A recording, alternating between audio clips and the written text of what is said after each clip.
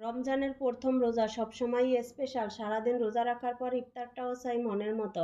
তাই সকাল থেকেই ভাবছিলাম কি রান্না করব আজকের আয়োজনে। ইফতার যেন শুধু খাওয়ার বিষয় না হয়, বরং যেন এক আনন্দের মুহূর্ত হয়ে ওঠে।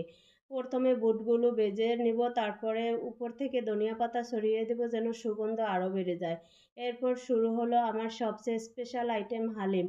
হালিম রান্না করা মানেই ধৈর্যের পরীক্ষা, কিন্তু এর স্বাদই তো সব কষ্টের দাম দিয়ে দেয়।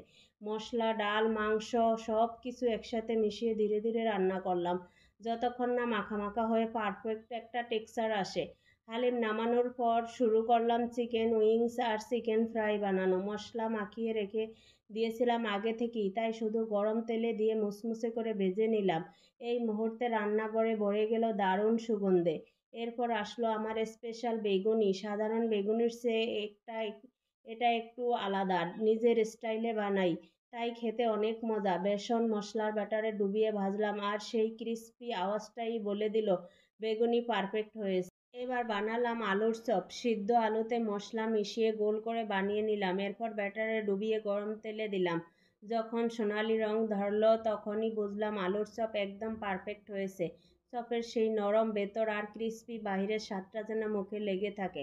এরপর পালা পেঁয়াজু বানানোর। ইফতারিতে পেঁয়াজু না থাকলে জমেই না, তাই বাজার থেকে ভালো করে বেছে বেছে পেঁয়াজ নিয়ে এলাম। তারপর পেঁয়াজগুলো মিহি কেটে নিলাম, সঙ্গে দিলাম বেসন, কাঁচামরিচ, ধনেপাতা আর কুচি করা আদা। মশলা সব ঠিকঠাক মিশিয়ে একটু পানি দিয়ে নরম একটা ব্যাটার তৈরি করলাম। এরপর গরম তেলে এক এক করে চামচ দিয়ে ছেড়ে দিলাম।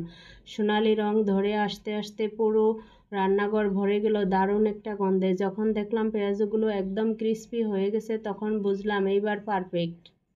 সব কিছু একে একে শেষ করে এবার ফল ও শরবত সাজানো। নানা রকম ফল কেটে একসাথে রাখলাম, সঙ্গে ফ্রুট জুস রেডি করলাম। ঠান্ডা শরবত খেলে সারাদিনের ক্লান্তি নিমেষেই উধাও হয়ে যায়। সব আয়োজন শেষ করে যখন ইফতারের টেবিলে বসলাম, তখন এক অদ্ভুত প্রশান্তি লাগলো।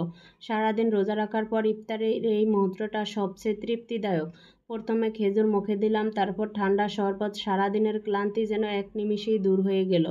এরপর এক এক করে সবাই মিলে ইফতার শুরু করলাম। রমজানের সবচেয়ে সুন্দর ব্যাপারটাই হলো এই একসঙ্গে ইফতার করা। সারাদিন না খেয়ে থাকার পর পরিবারের সবাই মিলে ইফতারে বসার যে অনুভূতি, তা সত্যিই অসাধারণ। ব্যস্ততার কারণে অনেক সময় আমরা একসঙ্গে খেতে বসতে পারি না, কিন্তু রমজানে সবাই চেষ্টা করি একসঙ্গে ইফতার করতে। এটাই সবচেয়ে বড় আনন্দের ব্যাপার। ইফতারের শেষে সবাই মিলে কিছুক্ষণ গল্প করলাম, একটু আরাম করলাম, তারপর প্রস্তুতি নিলাম তারাবি নামাজের। রমজানের রাতের এই পরিবেশটাই অন্যরকম, শান্ত, পবিত্র আর আধ্যাত্মিক। এই ছিল আমার প্রথম রমজানের ইফতার আয়োজন। আপনাদের ইফতার কেমন হলো কমেন্টে জানান। সবাইকে রমজানের অনেক অনেক শুভেচ্ছা। আল্লাহ আমাদের সবার রোজা কবুল করুন।